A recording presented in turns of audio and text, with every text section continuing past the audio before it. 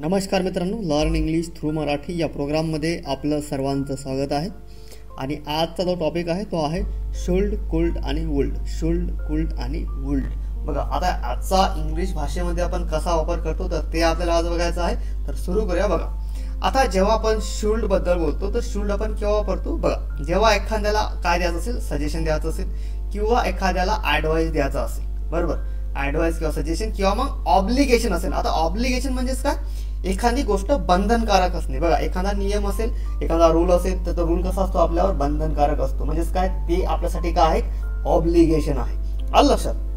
Example आहेत खाली, example वरून आपल्याला अजून चांगल्या प्रकारे लक्षात येईल. पहिलं एक्झाम्पल बघा, you should eat more vegetables. You should eat more vegetables म्हणजेच काय? तू जास्त पालेभाज्या खायला पाहिजे, बरोबर. तर हा काय झाला? एक ऍडवाइस झाला. समजा एखादा व्यक्ती आहे, तुमचा मित्र असेल, मैत्रीण असेल, जो कोणी असेल, जर तो कसा असेल? अनहेल्दी असेल, बरोबर, त्याची बॉडी थोडीशी जास्त फॅटी असेल, बरोबर, किंवा त्याची तब्येत चांगली नसेल, तर त्याला आपण काय म्हणू शकतो? ऍडवाइस देऊ शकतो की you should eat more vegetable. म्हणजेच काय? तू जास्त पालेभाज्या खायला पाहिजे, जेणेकरून तुझी तब्येत कशी होईल? चांगली होईल. सिंपल आहे. तर हा काय झाला? त्याला एक ऍडवाइस झाला. आलं लक्षात? तर हा काय झाला? एक त्याला ऍडवाइस झाला. आलं लक्षात? नेक्स्ट आहे, we should leave early to avoid traffic. We should leave early to avoid traffic म्हणजेच काय? आपण लवकर निघायला पाहिजे. कशासाठी? ट्रॅफिक अवॉइड करायची असेल तर. बघा, आपल्याला समजा घरून निघायचं आहे किंवा ऑफिस मधून निघायचं आहे, तर आपण कसं लवकर निघायला पाहिजे? जर आपल्याला काय करायचं असेल तर अवॉइड ट्रॅफिक आहे, ते ट्रॅफिक कशी अवॉइड करायची असेल तर. आलं लक्षात? पण हे काय झालं? सजेशन झालं. आता बघा, सजेशन आणि ऍडवाइस मध्ये काय फरक आहे? सजेशन थोडंसं कमी स्ट्रॉंग असते आणि ऍडवाइस जो असतो खूप जास्त स्ट्रॉंग असतो. आलं लक्षात? समजा दोन मित्र आहेत, त्यांना दोघांना घरून निघायचं आहे, तर एक त्याला सजेशन देऊ शकते की हा, आपल्याला जर घरून म्हणजे ट्रॅफिक अवॉइड करायची असेल तर घरून आपण लवकर निघायला पाहिजे. एक मित्र दुसऱ्या मित्राला काय देऊ शकतो? एक सजेशन देऊ शकतो. पण समोरचा मानेल नाही मानेल तो त्याचा प्रश्न, बरोबर. म्हणून सजेशन जे आहे तो थोडंसं कसं असते? कमी स्ट्रॉंग असते. आलं लक्षात? सिंपल, जास्त मोठा डिफरन्स नाही त्याच्यामध्ये. नेक्स्ट आहे, he should apologise for his mistake. He should apologise for his mistake म्हणजेच काय? त्याने त्याच्या चुकीची माफी मागायला पाहिजे. त्याने त्याच्या चुकीची माफी मागायला पाहिजे, बरोबर. तर हे काय झालं? ऑब्लिगेशन आहे. ऑब्लिगेशन म्हणजे काय सांगितलं? बंधनकारक. कसं आहे? बंधनकारक आहे तुमच्यावर. समजा मी एखादी चुकी केली किंवा मग तुम्ही एखादी चुकी केली तर आपल्या चुकीची माफी मागायला आपण नक्की पाहिजे. आलं लक्षात? म्हणजेच काय? त्याचा काय अर्थ काय होतो? He should apologise for his mistakes. त्याने त्याच्या चुकीची माफी मागायला पाहिजे. तसं प्रत्येकाने आपापल्या म्हणजे आपल्या गलतीची माफी मागायला पाहिजे, जेणेकरून आपले संबंध जे आहेत, ज्या आपले रिलेशनशिप आहेत, ते कशी अजून चांगल्या प्रकारे स्ट्रॉंग होईल. आलं लक्षात? सिंपल आहे. काही अडचण असेल कमेंट बॉक्स मध्ये लिहून सांगा. नेक्स्ट आहे कुल्ड. काय आहे? कुल्ड. आता कुल्डचा अर्थ काय होतो? बघा, कुल्ड आपण केव्हा वापरतो इंग्लिश भाषेमध्ये? पॉसिबिलिटी किंवा मग ॲबिलिटी आहे, पण कशी? In the past. कशी आहे? पास्ट मधली असं असेल तर, किंवा मग पोलाइट रिक्वेस्ट, एखाद्याला एकदम नम्रतेने विनंती करायची असेल तर तेव्हा सुद्धा आपण काय करतो? कुल्डचा वापर करतो. सिंपल. नेक्स्ट आहे हायपोथेटिकल सिच्युएशन. मग कधी कधी काय होतं? एखादी गोष्ट आपण गृहीत धरतो, बरोबर. गृहीत धरतो ते रिअल मध्ये असते का? नाही. ती गृहीत जेव्हा आपण धरतो तेव्हा सुद्धा आपण काय करतो? कुल्डचा वापर करतो. सिंपल. आता खाली एक्झाम्पल वरून आपल्याला अजून चांगल्या प्रकारे लक्षात येईल.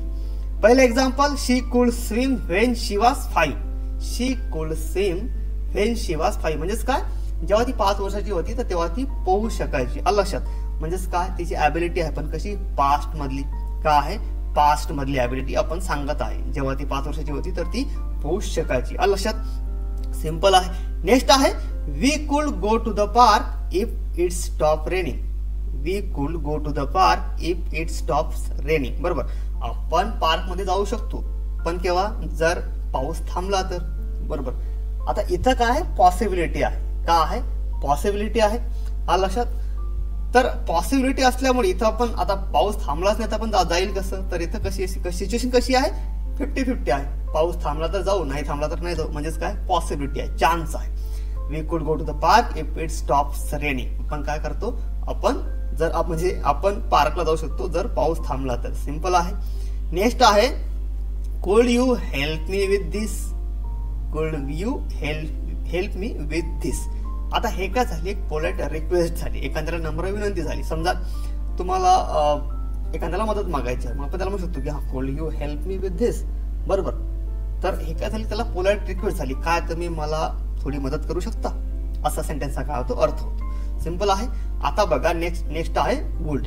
काय आहे, वुल्ड. आता वुल्डचा मिनिंग काय होतो, वुल्ड आपण केव्हा वापरतो इंग्लिश भाषेमध्ये, हायपोथेटिकल सिच्युएशन असेल, गृहीत धरण्याजोगी, रिअल मध्ये आहे का नाही. नेक्स्ट आहे पोलाइट ऑफर्स, बरोबर, किंवा रिक्वेस्ट. आता बघा जेव्हा आपण कुल्ड बघितला, कुल्ड मध्ये काय सांगितलं, पोलाइट रिक्वेस्ट केली आपण, बरोबर, पोलाइटली काय होतं, रिक्वेस्ट केली. जेव्हा आपण वुल्ड वापरू तर पोलाइटली ऑफर करायचं आहे, बरोबर, पोलाइटली आपल्याला ऑफर करायचं आहे, रिक्वेस्ट करायची म्हणजे आपण काय केलं, याच्यात रिक्वेस्ट पण आहे आणि पोलाइट ऑफर सुद्धा आहे, आलं लक्षात. आणि पास्ट हॅबिट्स, काय आहे, पास्ट हॅबिट्स. आता एक्झाम्पल बघा, एक्झाम्पल करून अजून चांगल्या प्रकारे लक्षात येईल. पहिले एक्झाम्पल बघा, if I had more money I would buy a new car, बरोबर. आता हे काय झाली, हायपोथेटिकल सिच्युएशन झाली, गृहीत धरण्याजोगी, रिअल मध्ये आहे का नाही. काय म्हणतो सेंटेन्स, जर माझ्याकडे पैसे असते तर मी काय केलं असतं, नवीन कार विकत घेतली असती, पण आपल्याकडे पैसे आहेत का, नाही आहेत, बरोबर. म्हणजेच काय झाली, ते हायपोथेटिकल सिच्युएशन आहे, गृहीत धरलेली आपण ती सिच्युएशन आहे, रियालिटी मध्ये आहे का नाही, असा का सेंटेन्सचा अर्थ होईल. If I had more money I would buy a new car, म्हणजेच काय, माझ्याकडे जर पैसे जास्त असते तर मी काय कार विकत घेतली असती. Simple sentence. नेक्स्ट आहे would you like some coffee, would you like some coffee, बरोबर. समजा तुमच्या घरी एखादा गेस्ट आला, बरोबर, का तुमची मैत्रीण आली, मित्र आला, तर त्याला आपण म्हणू शकतो की would you like some coffee, म्हणजेच काय, would you like some coffee म्हणजेच काय, काय तुम्हाला कॉफी घ्यायला आवडेल, असं आपण त्याला म्हणू शकतो, बरोबर. म्हणजेच काय, पोलाइट ऑफर झाली, काय झाली, पोलाइट त्याला ऑफर केलं आपण. सिंपल आहे. Would you like some coffee म्हणजेच काय, काय तुम्हाला कॉफी घ्यायला आवडेल, असा काय सेंटेन्सचा अर्थ, म्हणजे तो प्रश्नार्थी वाक्य आहे. नेक्स्ट आहे when I was young I would walk to school every day, when I was young I would walk to school every day. आता हे कशी आहे, पास्ट हॅबिट आहे, कशी आहे, पास्ट हॅबिट आहे, ती भूतकाळामधली काय सवय आहे. म्हणजेच काय, जेव्हा मी तरुण होतो तर मी शाळेला कसं जायचो, पायी जायचो. सिंपल सेंटेन्सचा अर्थ आहे, आलं लक्षात. तर आजसाठी एवढंच. व्हिडिओ कसा वाटला कमेंट बॉक्समध्ये लिहून सांगा, अडचण असेल ते पण कमेंट बॉक्समध्ये लिहून सांगा, आणि चॅनलला नक्की सबस्क्राईब करा, सबस्क्राईब करायला विसरू नका. तर भेटूया पुढच्या व्हिडिओमध्ये, तोपर्यंत नमस्कार आणि थँक्यू फॉर वॉचिंग.